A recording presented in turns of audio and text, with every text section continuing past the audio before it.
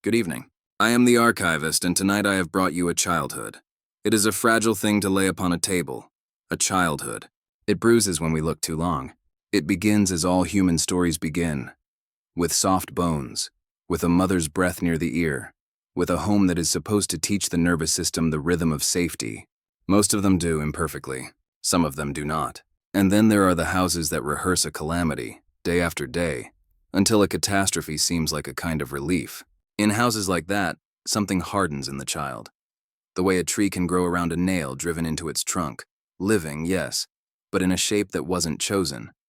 You know this name. If you do not, consider this a mercy. We have taught ourselves to carry monsters in headlines like talismans, believing a name is a border that keeps the nightmare contained. But tonight I will not bring you the myth in its mature form. I will not begin on the highway, or in the cruising night, or with the aftermath you think you know. We will not start with blood. We will start in the basement, because when you ask how a killer is born, you must be willing to descend. Picture a boy, not a symbol. He has a face that is ordinary, except in the way a storm cloud is ordinary until you notice its height. He grows faster than his classmates, his bones racing ahead of calendars, as if he were fighting the future by arriving at it early. He lives in a house where voices travel through vents, where the top of the stairs has a door that keeps him from the light. His mother tells him the girls upstairs must never see him sleeping near them. She says he will harm them, and the sentence itself is a ritual he cannot escape. So he sleeps below with the furnace breathing. He learns the language of pipes knocking, predictable, reassuring. He wraps himself in sound the way other children wrap themselves in a mother's approval. Attachment theory says the first years are a map, a drawing of the territory the child expects inside other human beings. If the home is dependable, the map is a gentle landscape. Roads return you to those who care for you, and if you call out, you are answered. If the home is a minefield, the map is warning signs. Approach carefully, withdraw faster, freeze first, fight if cornered. The boy's map does not show a road back to a mother's workable warmth. It shows a ridgeline. On one side contempt, on the other absence. The paradox is that contempt is a kind of presence. A voice can be an instrument of neglect. When she speaks to him, she tells him what he is. She tells him he is unwanted. She tells him no woman will love him. She makes jokes about his size, poisoning his body against him, tying shame to the same bones he cannot escape. Before the age of 10, the boy has learned to perform invisibility, a skill many children of rage become virtuosos in, but invisibility is never absolute. The fantasy of vanishing is the first trace of power. When the real world will not make room for you, you build a second world inside your skull where the angles fit. He discovers the anatomy of dolls. He unbuttons them to see how the factory worked, to understand the hinge of a knee, the swivel of a head, the friction sound plastic makes against plastic. In the unmaking there is knowledge. In the knowledge an ache. He cuts once and feels sorry after. He cuts again and feels the sorry less. 40 years later, some commentator will call this the McDonald triad, ominously aligning it with fire setting and a neurosis, as if there were a perfect geometry that could predict the explosion years before the gas accumulates. The triad is incomplete and imperfect, but pay attention to the pattern it stains. Practice. He is practicing, not only at cruelty, at numbing. The mind does not step across a boundary in one leap. It makes 1,000 small accommodations first. Neuroscientists will talk about pruning, synaptic highways widened by repetition, molecules teaching molecules how to fire. He does not read the neuroscience. He lives it. His daydreams become elaborate, his rehearsals more detailed. He speaks less, watches more. How a hunter is born is an old story. You learn to wait until the birds stop noticing you. Consider a child sitting very still, because moving draws shouting toward him. Consider the evolutionary gift of stillness in a house where noise is the fuse. In school there are lines for everything. Lunch, bus, gym. He is larger than the others, a tree in rows of stalks. The teachers think his silence is politeness. Some of his peers think it is menace. He is not sure what it is. He imagines scenes in which he is admired for saying something extraordinary, something that turns heads toward him without fear. He imagines the applause and is startled to notice in the privacy of his chest how the applause curdles into something else. The applause wants to be kneeling. He is ashamed of this fantasy. He returns to it anyway. Fantasies are controlled environments where the body can finally decide the script. When he is 12, the house becomes smaller by half, as if the walls had taken a breath inward. The mother's moods expand to fill everything like fog, thick enough to wet your eyelashes. She drinks. She rants. She sleeps. Each stage has a soundtrack of slamming. She is herself the child of something jagged, and the boy cannot help but inherit the way she narrates the world. Other people are either humiliation or weapon. The boy begins to catalog weapons in ordinary objects. Objects that cut, objects that pierce, objects that make you large when you feel small. He collects. It looks like a hobby. It is really a vocabulary lesson. You wonder perhaps where the father is. In the legend, the father is simply gone. In the record, he is present at first and then absent. The boy asks about him, and the mother answers with sneer, then with silence. The child learns that some questions are invisible fences. You do not have to touch them more than once to memorize their electricity. When the father does appear briefly, the boy's body softens, then hardens again. The father brings him small trophies of attention and takes them away with larger withdrawals. The boy is a pond you throw stones into. The ripples go far. He tries as children try to pick a side. Pick your father or pick your mother. He chooses survival and picks both and then neither, and the contortion becomes the shape of his back. Let us pause here, not to lighten the story, but to widen it. We are not gods looking down on an inevitable arc. We are animals observing the way other animals have learned to suffer. Erikson said that identity versus role confusion is the central task of adolescence. What happens when the roles offered to you are target and servant? When you try on the costume of bully in the mirror because at least it looks like armor? How do you pass through that stage without collecting shrapnel? The boy does not pass. He accumulates. At 15, he is 6'4", and the ceiling seems closer than the sky. Bring your attention back to the basement. One night, the house dreams badly, and the mother wakes him with a litany that is both specific and vague with whiskey. He is a failure, a joke, a blight. The sturdiness of the language is a kind of architecture you can live inside. You can hang your sense of self on it like a coat on a nail. He does. It is cold there. He steals a moment upstairs anyway, in the bright rooms, standing where he is not allowed, filling his chest with the memory of sunlight. This is a small defiance. It shrinks nothing and saves no one. He will hang it in his museum of nearly harmless rebellions. He will walk through that museum when he needs to remember that he once wanted to be better than this. There are animals in his story. You think you know how this part goes. You do, but I will not narrate the gore. It is enough to say that the child rehearses the breaking of small laws, and that small lives become the price of learning what his hands can do without trembling, which is precisely the point. Myths like to trace straight lines between behaviors, as if the universe placed a red thread between a sparrow and a stranger and said, "Here is fate." But psychology, in its less superstitious moments, understands that rehearsal is not prophecy, unless the body discovers relief in the rehearsal, unless relief is all that is offered. In a house where relief is rare, the nervous system remembers where it found a little, and the memory is a tiger you raise in your chest, telling yourself it is a cat. The boy's world attempts briefly to save him. A school counselor notices the boy's drawings. They are landscape scenes interrupted by ruined towers and the silhouettes of giants. The counselor asks gentle questions. The boy, startled by kindness, offers truth. The truth is heavy and sticky and leaves traces. For a week there are meetings in rooms with stale coffee. But the mother is a better storyteller than the boy is. She tells the adults who she needs them to be. She makes the boy into the thing that explains her. The weekends. The boy learns. Some ladders are painted on walls. Would it have mattered if the counselor had tried harder? You want me to say yes. I want to say it too. I also carry a shelf of cases where intervention altered the trajectory, slowed the descent, rerouted a river. But the cruel mathematics of human behavior is that trajectories are rarely single variable products. They are equations with many terms, and some of those terms hide in the basement where the clipboard does not reach. Still, I keep the counselor in the story because even a nearly ladder is a form of grace. The body remembers almosts. The boy will remember later, the look on the counselor's face the first day, the way it felt to be regarded as salvageable. He will separate that feeling from the institution that failed to make it durable. When he is 15, he discovers how abrupt a decision can be. You've read this part in a newspaper, but you perhaps did not notice the hour. It is afternoon. The light is specific. Late, a bit golden, a bit tired. He is at his grandparents' house, a place where the air is less charged, but the script remains. The words thrown at him there are dulled by age and repetition. Even blunt objects can break you. Something inside him makes a sound like a snapped pencil. And that sound is the end of his boyhood. He crosses a line in the sunlight. The world is different on the other side of the line, and now there is no road back. His body knows this before he does. Men in uniforms arrive in that other world and take him to a place with doors that only open when other doors close. He is suddenly the subject of doctors, which is a kind of education. They measure him. They count his answers. They place a number on his intellect that makes people widen their eyes, makes them marvel at the gulf between his potential and his act. They do not mean anything by the marvel. They do not know that marvel is salt in a wound. The implication is that he chose the basement over the library as if both had offered him chairs.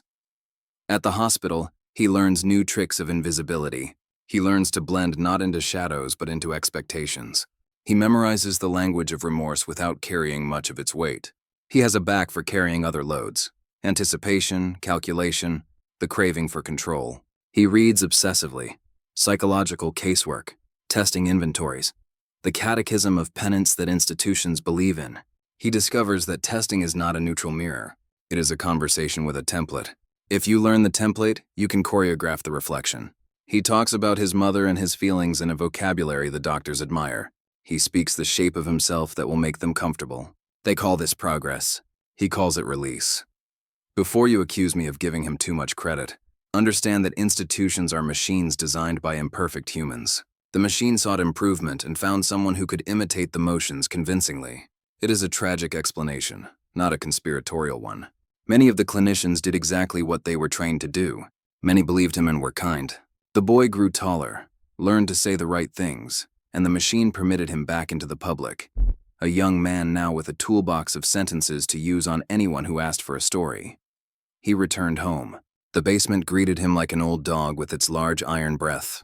His mother met him upstairs with a smile that had magnified its edges, as if to prove that time had sharpened what the world had tried to dull. He found work.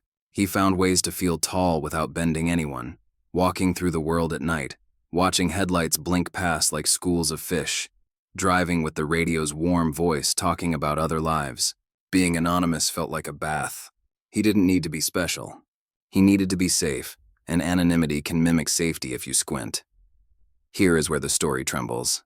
Here is where we balance between the boy we have been talking about and the man you fear we will meet. If this is a detective story, this is the chapter where you wonder about motive. If this is a psychological case study, this is the section where we talk about risk factors and protective factors, about gene-environment interplay, about the triarchic model of psychopathy: boldness, meanness, disinhibition, as three dials an environment can twist. But what if it is also a confession? Not mine, not his. Ours. The confession of a culture that makes a carnival of male violence and then pretends astonishment when the carnival spills into alleys. He begins to speak to girls. Practice awkward, the comedy of early adulthood. He is not bad at it, thanks to his height. Thanks to the unimaginable politeness of strangers who do not know much about him and imagine the best. But praise has a way of evaporating before it reaches the bottom of the cup. He says the right things and feels nothing. He hears himself performing and is bored by the performance.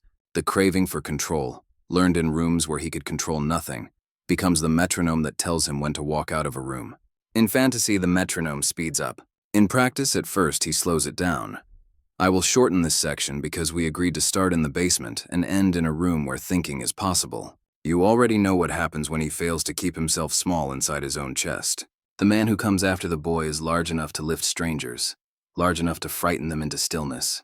The boy who learned to persuade doctors persuades others to trust him for a ride. This is not the point of our evening. This is the section of the myth you already know and want me to narrate with adjectives. I decline.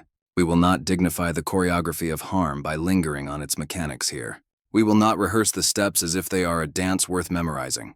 Because what matters for us here, in this archive of stories and our arguments with them, is not to rewatch. It is to understand why the audience keeps its ticket stubs. It is to understand how the audience is made complicit by wanting to feel a cleansing fear before sleep. I bring you this childhood not to absolve the adult who committed harm, but to prevent the next adult from having the same childhood. If that sentence sounds naive to you, check whether you've made a habit of the word inevitable when you mean difficult. There is a difference. He wrote, after his arrest, to journalists and agents of the state as if he were annotating his own autopsy. He could be wry, almost scholarly, the way men sometimes are when they wish to consume their own gravity like a snack. Somewhere in those letters, I have held them in my hands. Brittle paper smelling of dust and a low, almond rot. He says he loved talking to the police because they talked about him without knowing they were talking to him. Do you hear the hunger in that sentence? Do you see the child at the top of the stairs, forbidden from the bright rooms, listening to the voices that decide who he is? Give a child enough distance, and he will learn to watch himself being watched. Give him applause, and he will want kneeling. Give him contempt, and he will want annihilation. Bowlby would tell you this is an attachment wound metastasized, a core belief of unworthiness dressed in grandiosity, because grandiosity is a more palatable disease. Winnicott would remind us that the true self withers without a good enough mother, and the false self grows like lichen over the bark. Bandura would point to modeling, not in the crude sense that watching violence makes you violent, but in the intimate ways we learn what attention arrives with. If shouting is airtime and spite is a spotlight, a child will learn to move toward them in the same way a moth moves toward heat. You cannot shame the moth for its physics. This is the place where you want forgiveness to leave the room so you can swear. I will not stop you. Rage is honest if it is directed at harm, but useless if it is directed solely at narrative. He killed, people died. He was not a storm that could not help itself. He made choices whenever a choice was available. He practiced his lines and he delivered them. We must allow that to be true, so that the dead are not written out of their own lives. Responsibility is not a plot twist. It is the spine of any account worthy of the living. So where is the twist, Archivist? You promised? No, the word isn't promise. You seduced us with the promise of a twist, like a magician who reveals that the card was always in our pocket. Very well. The twist is this. The story's engine is not his cruelty. It is our empathy, misdirected. We pour it into the cleverness with which he manipulated the map out of the basement, and then we discover we have none left for the map makers. This is not a plea to love his mother. It is a plea to look past her and see the ancestry of violence behind her. And behind that, the grandmother who watched without speaking, the grandfather who drank instead of touching, the workplace that paid in humiliation, the town that gossiped like a blade, the country that mass-produces loneliness and sells it to itself as freedom. Not to excuse, to understand the pipeline, to cut the pipe. Another twist. He is not the only person in this story who learned to manipulate templates. You did too. When you were a child, you learned the shapes you had to make to be liked, to be included, to be safe. You sculpted your face into the expected yes, your laugh into the required pitch. Most of us are not asked to sculpt ourselves into monsters to survive a mother's contempt, but the principle is the same.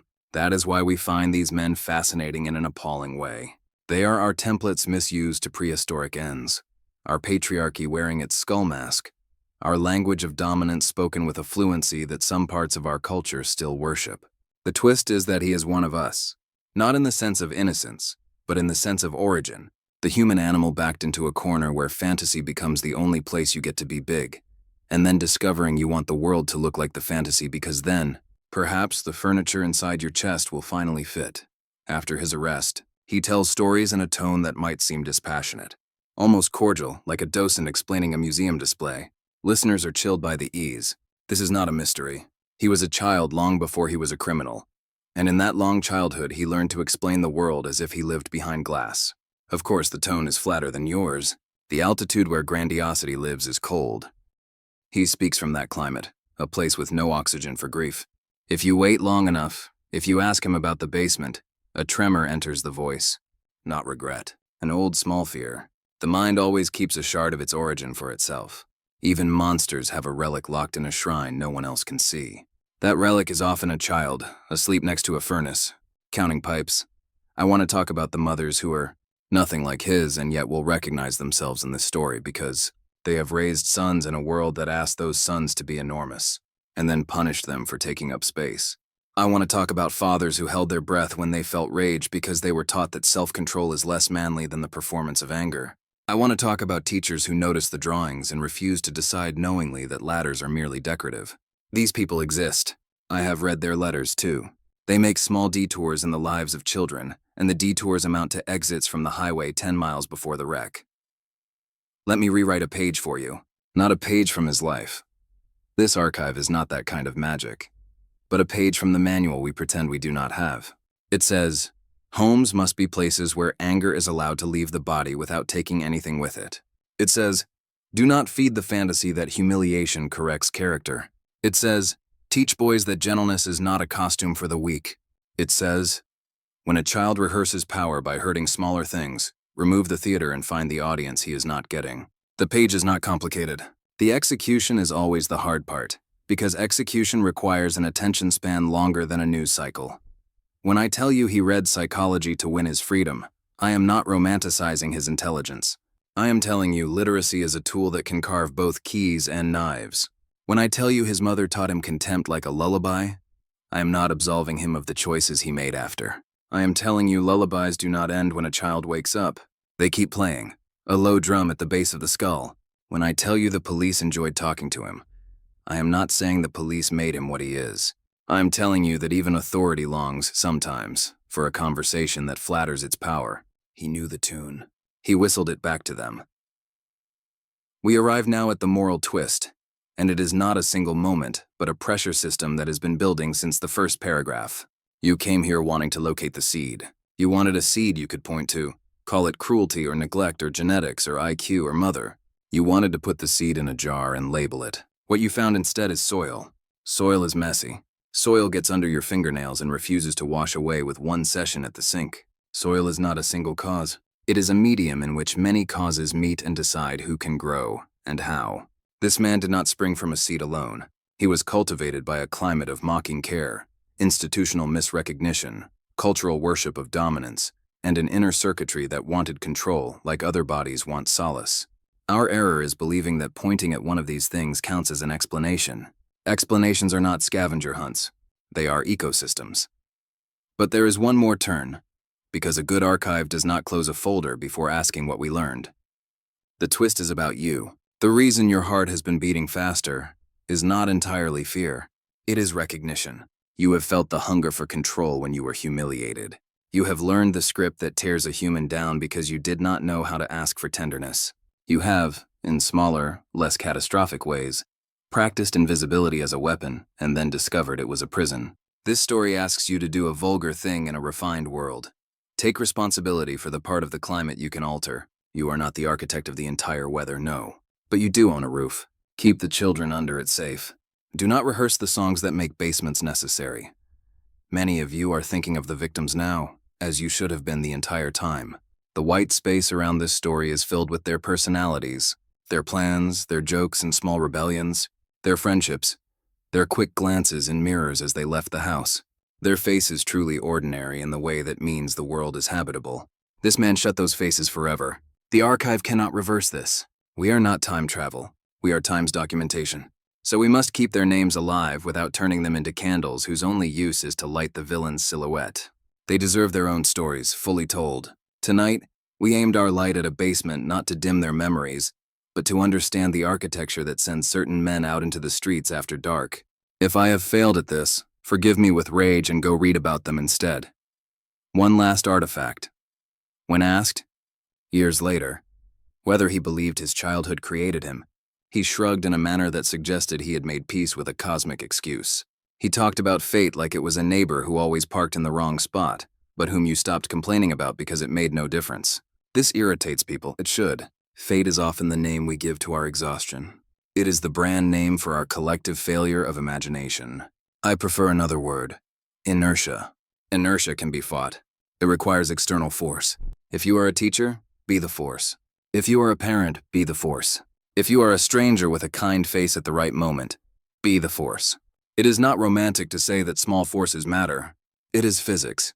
He is where he is now and where he will be when you wake up tomorrow. The basement is gone. The house where the pipes spoke to him has been sold to someone who renovated the kitchen, who has no idea that mitigation is not a spell, and that the past seeps up through vents if you do not seal them with new kinds of patience.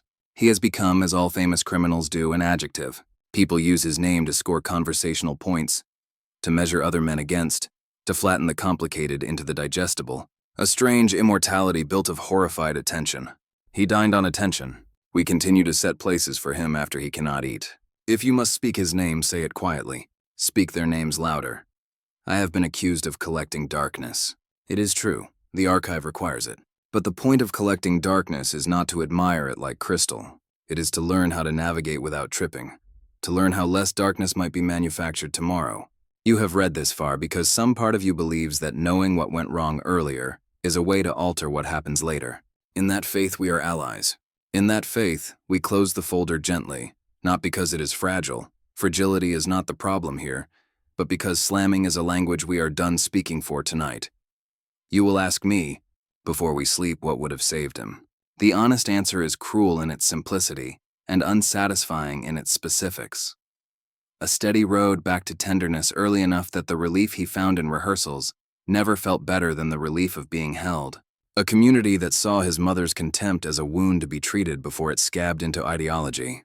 Adults who believed that ladders could be built and placed and climbed, and who understood that practicing empathy and practicing accountability are the same practice, not rivals. None of this is a guarantee. All of it changes the odds. And odds, multiplied across a population, are the difference between a headline and a generation that sees fewer basements. Earlier, I described a shrine inside him where a small fear lived. Let me show you yours. Yours is the fear that there is nothing to be done, that some children are simply born chosen by violence, as if thunder picks favorites. Refuse this theology. It flatters our laziness. There is plenty to be done, and some of it will have the indignity of being boring.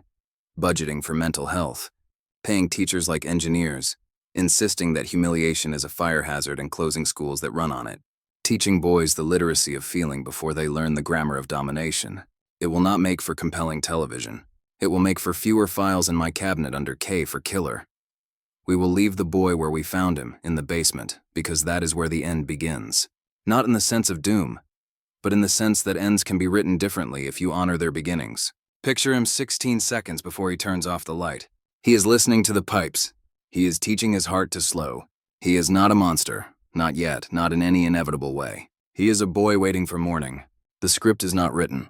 He is not yet reciting lines. There is a version of the world in which someone opens the basement door and sits on the stairs until the furnace sounds like rain, and the boy, startled, discovers that attention does not have to come sharpened. I do not know if that world was available to him.